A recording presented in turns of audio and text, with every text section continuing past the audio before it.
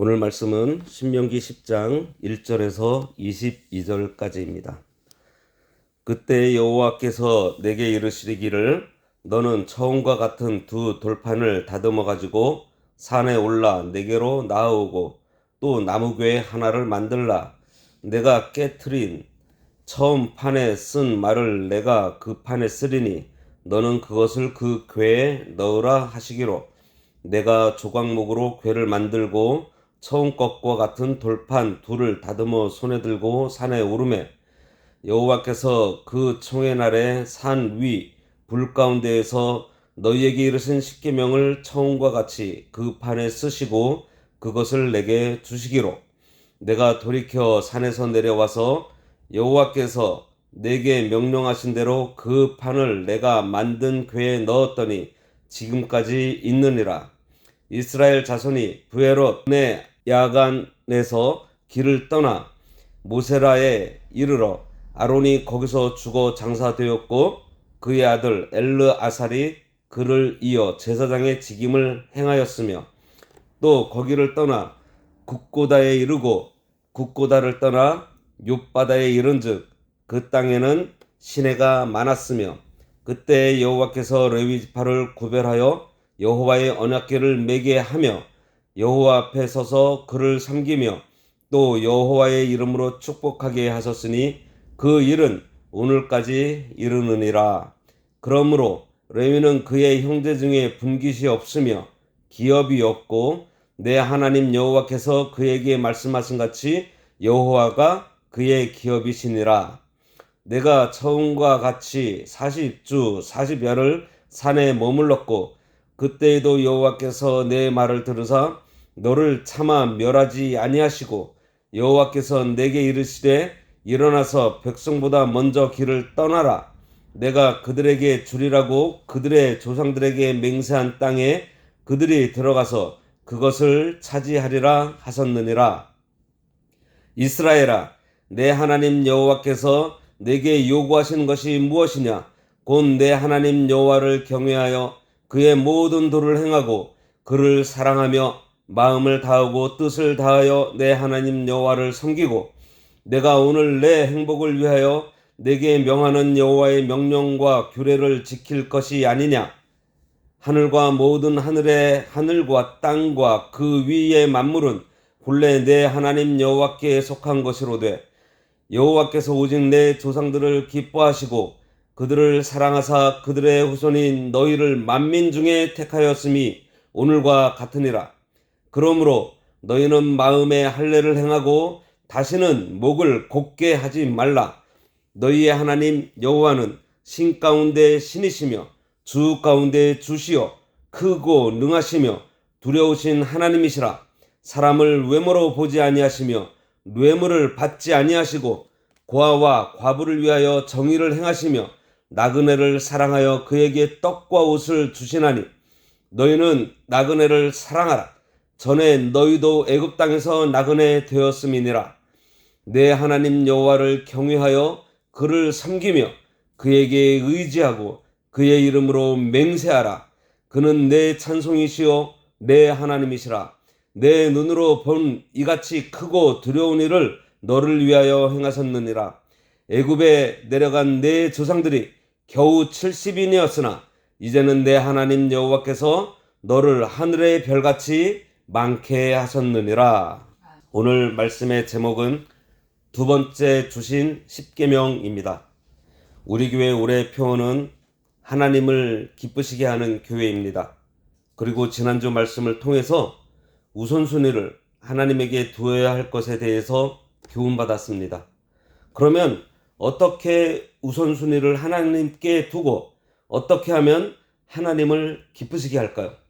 오늘 말씀을 통해 알아보겠습니다. 우리는 나의 요구를 누군가가 잘 들어주면 마음이 좋은 것처럼 하나님께서도 우리에게 요구하시는 것을 우리가 잘 순종하면 기뻐하실 것입니다. 그렇다면 하나님께서 기뻐하시는 일, 이것이 되기 위해서 선언되어져야 할 것이 하나님께서 우리에게 무엇을 요구하시는지 알아야 합니다.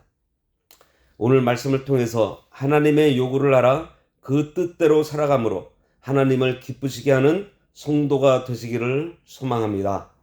오늘 본문의 신명기서는 이스라엘이 가나안 땅에 들어가기 전에 모세가 그들에게 율법을 재강론한 것이에요. 모세가 이스라엘 백성들을 모압 평지로 데려갑니다. 그 모압 평지에서 모세가 마지막 유언 같은 설교를 하고 누보산에 가서 죽는 것이 신명기 말씀의 줄거리입니다. 신명기 말씀을 한마디로 요약하면 복과 저주예요. 간단하게 말하면 이렇게 하면 복을 받고 저렇게 하면 저주 받는다라는 말씀이 신명기 말씀입니다. 이 이야기를 하고 모세는 누보산에 가서 죽게 됩니다. 그래서 신명기는 모세의 유언과도 같은 책이고 동시에 예언과 같은 권면이기도 합니다. 왜냐하면 신명기 말씀에는 하나님을 사랑하고 하나님께서 주신 말씀대로 살면 복받고 그렇지 않으면 저주받게 된다는 말씀인데, 저주의 내용이 이방 민족이 쳐들어와서 너희를 사로잡아 갈 것이고 사로잡혀 간 곳에서 너희들이 회개하면 이 땅으로 돌아오게 해서 너희의 마음에 할례를 행하여 너희를 회복시켜 주실 것이다 라고 하면서 회복까지 모세가 예언을 합니다. 그래서 이 신명기 말씀이 이스라엘 역사에 그대로 다 성취가 돼요. 신명기서 이후의 성경이 역사서인데요. 여호수아, 사사기, 룻기, 사무엘상하, 열왕기상하, 이 성경들을 신명기적 관점의 역사서라고 합니다. 다시 말해서 신명기의 예언이 그대로 성취된 역사서라는 거예요. 그러면 지금 모세가 들려주는 신명기 말씀을 듣는 사람들은 누굴까요? 출애굽했던 당시의 어른들, 즉 출애굽 1세대들은 지금 모세와 여호수아 그리고 갈렙을 제외하고 모두 광야에서 죽었습니다. 지금 이 얘기를 듣고 있는 사람들은 출애굽 2세대들이에요. 이제 가나안으로 들어가야 하는 이스라엘 백성들에게 지난 일을 회상하면서 모세가 얘기를 하는 것이 신명기서입니다. 오늘 말씀은 그 많은 옛날 일들 가운데에서 십계명을 두 번째로 하나님께서 주신 사건에 대한 기록이에요. 1절부터 9절까지의 말씀은 하나님께서 모세에게 다시 십계명을 주시는 그러한 내용입니다. 모세가 시내산에서 40일을 체류하면서 하나님으로부터 율법을 받아요. 그리고 십계명을 기록한 두 돌판을 가지고 산에서 내려오는데, 그때 산 아래의 이스라엘 백성들은요, 모세의 부재 기간이 너무 길어지자 아론에게 그들을 이끌 신을 만들어 달라고 요청하였고, 임시 지도자였던 아론은 그들의 요구를 들어줍니다. 아론이 금 귀고리를 거두고 수송아지 상을 만들자 그것을 보고 사람들이 뭐라 그러죠? 애굽 땅에서 이스라엘을 데리고 올라오신 신이다 그럽니다. 금송아지를 두고서 하나님이라고 외친 거예요. 아론이 이 신상 앞에 제단을 쌓자 백성들은 그 제단 위에 번제물과 친교제물을 바치고 축제를 벌였습니다. 이에 분노하신 하나님께서 모세에게 애굽 땅에서 데리고 올라온 너의 백성이 타락하였다 하며 이 백성을 모두 죽이고 모세를 통해 큰 민족을 만드시겠다라는 계획을 말씀하세요. 그러자 모세는 이 상황을 중재하기 위해서 나섭니다. 그는 이 백성이 자신의 백성이 아니라 하나님의 백성인 것, 그리고 그들에게 하신 그 언약을 상기시켜 드리면서 하나님의 영광을 위하여 이 백성을 벌하지 말아달라고 부탁을 해요. 이러한 모세의 중보를 받으시고 하나님께서 뜻을 돌이키시고 그들을 멸하지 않고 살려주셨습니다. 그 일 후에 하나님께서 모세에게 두 돌판을 다듬어 가지고 하나님께로 올라오라고 하세요. 십계명 첫 번째 돌판은 하나님께서 돌판도 준비해 주시고 하나님께서 그 돌판에 직접 기록해서 모든 것을 친히 만들어 주셨습니다. 그런데 모세가 백성의 패역함을 보고 그것들을 깨트려 버렸어요. 하지만 두 번째는 모세에게 두 돌판을 다듬어 가지고 올라오라고 하십니다. 이렇게 준비해 가면 하나님께서 거기에 써주세요. 이것은 이스라엘 백성이 처음 믿음, 처음 은혜를 잃어버리고 난 다음에 그 은혜를 다시 받으려면 자기들이 힘써서 그 믿음에 도달해야 한다는 것을 상징하고 있어요. 처음 사랑, 처음 은혜는 하나님께서 거저 주십니다. 그것을 잃어버린 다음에 다시 그 은혜의 자리에 들어가려면 힘을 써서 그 자리에 도달해야 돼요. 많은 노력과 많은 힘을 써서 믿는 일을 해야 처음 사랑과 처음 은혜를 다시 회복할 수 있습니다. 가만히 있는데 하나님이 알아서 예전의 은혜를 다시 주시지 않아요. 이제는 그 돌판을 가지고 가는 그 수고를 해야 다시 은혜를 주시는 것입니다. 나무괴를 만들어서 돌판을 그 안에 넣으라고 했습니다. 이것이 바로 언약궤예요. 하나님의 말씀이 기록된 두 돌판을 궤에 넣어 잃어버리지 않도록 보관을 잘 해야 합니다. 또한 보관하는 것은 그만큼 귀하게 여기는 거예요. 우리도 하나님의 말씀을 들을 때 마음속에 잘 간직하고 그 말씀을 소중하게 여겨야 합니다. 말씀뿐 아니라 하나님께서 주시는 은혜, 하나님께서 주시는 감동, 믿음, 소망, 사랑을 귀하게 생각하고 잃어버리지 않도록 잘 간직해야 합니다. 여기서 조각목으로 만들라고 했는데요. 이 조각목은 아카시아 나무의 한 종류입니다. 아카시아는 가시나무예요. 그래서 좋은 목재가 아닙니다. 가시나무로 하나님의 궤를 만들라고 한 이유는 하나님이 가시나무와 같이 보잘것없는 사람들을 택하여 하나님의 귀한 말씀을 담는 그릇으로 삼으시는 것을 상징하고 있어요. 고린도전서 1장 26절에서 29절에 형제들아 너희를 부르심을 보라 육체를 따라 지혜로운 자가 많지 아니하며 능한 자가 많지 아니하며 문벌 좋은 자가 많지 아니하도다. 그러나 하나님께서 세상에 미련한 것들을 택하사 지혜 있는 자들을 부끄럽게 하시려고 세상에 약한 것들을 택하사 강한 것들을 부끄럽게 하시려 하시며 하나님께서 세상에 천한 것들과 멸시받는 것들과 없는 것들을 택하사 있는 것들을 폐하려 하시나니 이는 아무 육체도 하나님 앞에서 자랑하지 못하게 하려 하심이라고 했습니다. 그런데 출애굽기 25장 11절에 보면 그 가시나무 궤를 금으로 싸라고 했어요. 금은 믿음을 상징합니다. 부족한 자라도 믿음으로 귀히 쓰는 그릇이 될 것을 가리켜요. 베드로전서 1장 7절에 너희 믿음의 시련이 불로 연단하여도 없어질 금보다 더 귀하여 예수 그리스도에 나타나실 때에 칭찬과 영광과 존귀를 얻게 하려 하심이라고 했습니다. 6절에서 9절에서는 조각목으로 만든 그 하나님의 언약궤를 맡아서 일하는 자들에 대해서 말하고 있습니다. 그들은 아론의 자손이에요. 아론이 죽은 후에 아들 엘르아살이 대제사장이 되었는데 아론의 자손은 제사장 직임을 수행하는 사람들입니다. 아무나 할 수 있는 게 아니에요. 보면 이 일은 출애굽 후 40년째 되는 해에 아론의 아들 엘르아살이 제사장이 됩니다.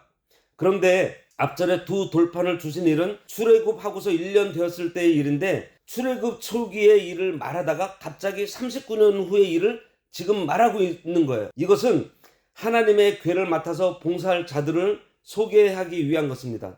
그들이 누군가 하면은 레위 지파예요. 하나님께서는 레위 지파를 구별하여 언약궤를 매게 하셨습니다. 고핫 자손은 성소와 성소의 모든 기구를, 게르손 자손은 회막의 덮개와 뜰의 휘장을, 무라리 자손은 기둥과 받침을 각각 옮길 때 일하는 사람들이에요. 레위인은 이 일에 전념해야 하기 때문에 다른 분깃 그리고 기업이 없었습니다. 그러므로 여호와가 그들의 기업이 되고 또 이스라엘이 바치는 11조가 그들의 몫이 되었어요. 이것은 하나님의 언약궤를 맡아 봉사하는 일이 참으로 귀하다는 것을 보여주고 있습니다. 하나님께서 모세에게 백성보다 먼저 길을 떠나라고 하십니다. 11절에 보면 여호와께서 내게 이르시되 일어나서 백성보다 먼저 길을 떠나라 하십니다. 백성들 앞에서 가라는 거예요. 즉 하나님께서 모세를 인도자로 세워서 이스라엘을 가나안 땅까지 가게 하십니다. 그러므로 모세는 싫든 좋든 힘들든 쉽든 하나님의 명령에 따라 백성들 앞에 서서 그들을 이끌고 가는 거예요. 12절에서 22절 말씀은 하나님께서 요구하시는 대로 행하면 복을 주시겠다라는 말씀입니다. 시작하면서 우리가 하나님을 기쁘시게 하려면 하나님께서 요구하시는 것이 무엇인지 알아야 한다고 했습니다. 하나님께서 요구하시는 것은요, 먼저는 여호와를 경외하는 거예요. 12절에 이스라엘아 내 하나님 여호와께서 내게 요구하시는 것이 무엇이냐? 곧 내 하나님 여호와를 경외하여. 여호와를 경외하는 것은 사람의 본분입니다. 어디 나오죠? 한번 찾아보겠습니다. 전도서 12장 13절 이래 결국을 다 들었으니 하나님을 경외하고 그의 명령들을 지킬지어다. 이것이 모든 사람의 본분이니라. 경외한다라는 것은 두렵고 떨림으로 하나님을 섬기는 것입니다. 그런데 그 두렵고 떨림이 공포가 아니에요. 예를 들면 우리가 존경하는 누군가 있습니다. 부모님, 선생님, 목사님, 또 선배님. 그들이 무서운 존재가 아니지만 왠지 어렵잖아요. 두려우면서 존경하고 사랑하는 마음. 바로 이것이 경외하는 마음이에요. 두 번째로는 그의 모든 도를 행하는 것입니다. 할 수 있는 것, 내가 하고 싶은 것만 하는 것이 아니에요. 하나님의 도는 하나님의 말씀입니다. 성도는 언제나 하나님의 말씀대로 행하고 그 안에서 살아야 합니다. 하나님께 대해서나 모든 사람에 대해서 모든 사건에 대해서 하나님의 말씀에 어긋나지 않는 생활을 해야 돼요. 그래서 우리가 말씀을 듣고 읽어야 하는 것이고 듣고 읽어서 알게 된 그 말씀을 따라서 살아야 합니다. 하지만 살다 보면 이것이 말씀에 맞지 않는지 애매한 경우가 있어요. 그럴 때에는 우리가 마음을 넓혀서 덕을 세우는 것입니다. 어떻게요? 말에 온전하여 유익된 말을 하고 선한 마음을 품어 선한 말 또 선한 행위를 하고 나보다 남을 낮게 여기는 겸손한 그런 삶을 살아가는 것입니다. 그 다음으로는 하나님을 사랑하는 거예요. 우리가 하나님을 사랑하려면 선행되어져야 하는 것이 무엇인가 하면 하나님의 사랑을 우리가 깨달아 알아야 합니다. 하나님께서 정말 나를 사랑하고 계심을 믿으시나요? 느끼시나요? 내가 좋아하는 사람이 나를 사랑하고 있다는 사실을 우리가 알게 되면 어떻게 되죠? 그래서 서로 사랑하고 있다는 것을 알게 되면 잠이 오나요? 잠시라도 떨어져 있으면 얼마나 그리운가요? 보고 싶고 그의 생각을 알고 싶을 거예요. 그 목소리가 듣고 싶습니다. 바로 그거예요. 하나님을 만나고 싶고 하나님의 생각을 알고 싶어서 성경을 읽습니다. 하나님의 목소리를 듣고 싶어서 기도합니다. 하나님을 사랑하는 것은 바로 하나님이 나를 사랑하고 있다는 그 사실을 깨달아 나도 하나님을 사랑하지 않을 수 없는 관계가 되는 거예요. 그 다음은 그래서 마음을 다하고 성품을 다해서 하나님을 섬기는 것입니다. 하나님을 사랑하다 보니 내 마음을 다하고 성품을 다해서 하나님을 섬기는 것. 하나님께서 우리에게 요구하시는 것이 바로 이것이에요. 마음과 뜻을 다하는 것입니다. 우리가 지난주에 우선순위에 대해서 살펴보았는데요. 우리 마음의 중심이 내가 아니고 하나님께 향해 있는 거예요. 그리고 그 마음으로 하나님의 명령과 규례를 지키는 것입니다. 명령은 하나님께서 우리에게 요구하시는 뜻으로 마땅히 행할 의로운 일을 지키는 거예요. 이스라엘의 행복을 위해 하나님께서 요구하셨으니 그들이 가나안 땅에 들어가서 이 요구를 잘 지키면 하나님께서 복을 주십니다. 천지 만물이 다 하나님의 것이고 이스라엘은 하나님의 택한 백성이니 하나님께서 얼마든지 복을 주실 수 있어요. 받지 못하는 것은 지키지 않기 때문이에요. 그러므로 다시는 목을 곧게 하며 고집 부리지 말고 마음에 다른 생각이 들어와도 할례를 행하듯이 다 잘라내버리고 이게 뭐예요? 마음의 할례를 받는 것입니다. 이제는 하나님께서 요구하시는 일들을 잘 행하라는 것이에요. 여기까지는 하나님에 대한 요구사항이고요. 17절부터는 이웃에 대한 요구사항입니다. 먼저 고아와 과부를 위하여 정의를 행하고 나그네를 사랑하라고 했어요. 그들을 왜 사랑해야 되죠? 하나님께서 그들을 사랑하시기 때문입니다. 사람은 겉모습을 보고 대우하거나 뇌물 같은 것으로 자기에게 유익이 되는 사람에게 잘해 줍니다. 그러나 하나님께서는 고아와 과부처럼 약하고 가진 것 없고 보잘것없는 자들을 위해 정의를 행하시고 나그네처럼 잠시 왔다가 지나가며 큰 유익을 주지 않는 자라고 할지라도 사랑하십니다. 그러므로 하나님께서 사랑하시는 자를 우리도 사랑하는 것이 마땅해요. 이스라엘도 애굽 땅에서 나그네 생활을 했었던 것을 알기 때문에 이 나그네를 사랑해야 합니다. 과거에 어려움을 당했던 일을 생각하여 지금 어려움을 겪는 자를 긍휼히 여기며 도와주는 것입니다. 우리도 나그네를 돕는 정신을 가져야 해요. 잠시 교회를 방문하는 손님이 와도 하나님의 마음으로서 잘 공개하는 것이 합당하고 이러한 마음을 넓히는 훈련이 필요합니다. 하나님께서 요구하시는 것은 바로 하나님을 마음을 다하고 성품을 다하여 사랑하고 이웃을 자기 몸같이 사랑하는 것, 바로 십계명입니다.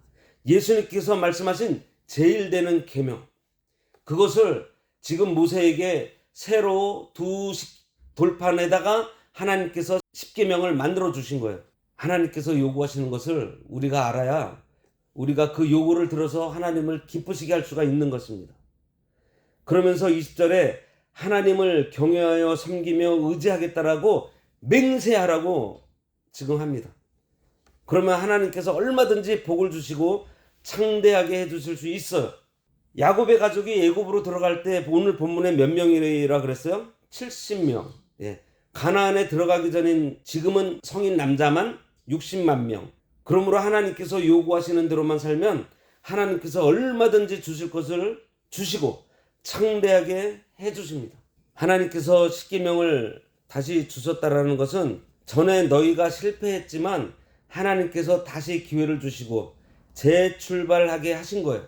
그동안 우리가 잘못한 일이 있어도 이제 매일매일 다시 시작한다라는 각오로 살아야 하겠습니다. 그래서 하나님께서 요구하시는 일들을 잘함으로써 하나님을 기쁘게 함으로 인해 하나님께서 행복하게 해주시고 주실 것을 주시고 창대하게 해주시는 그 복을 받는 우리 모두가 되어야 하겠습니다. 기도하겠습니다. 하나님 아버지, 은혜를 감사합니다. 하나님께서 저희들이 잘못하고 죄 가운데 있지만 그래도 다시 회복할 기회를 주시려고 하나님께서 우리들에게 요구하시는 하나님을 경외하고 하나님을 사랑하고 마음과 뜻과 정성을 다해서 하나님을 섬기는 그러한 저희들 될 수 있도록 하여 주시고, 하나님께서 저희들에게 주신 그 관계 속에서 고아와 과부와 나그네를 돌보는 저희들 되어서 하나님께서 요구하시는 것을 다 들어드림으로 하나님을 기쁘시게 하고 그로 인해 하나님께서 주시는 복을 누리는 저희들 되도록 인도하여 주시옵소서. 예수님의 이름으로 기도드리옵나이다. 아멘.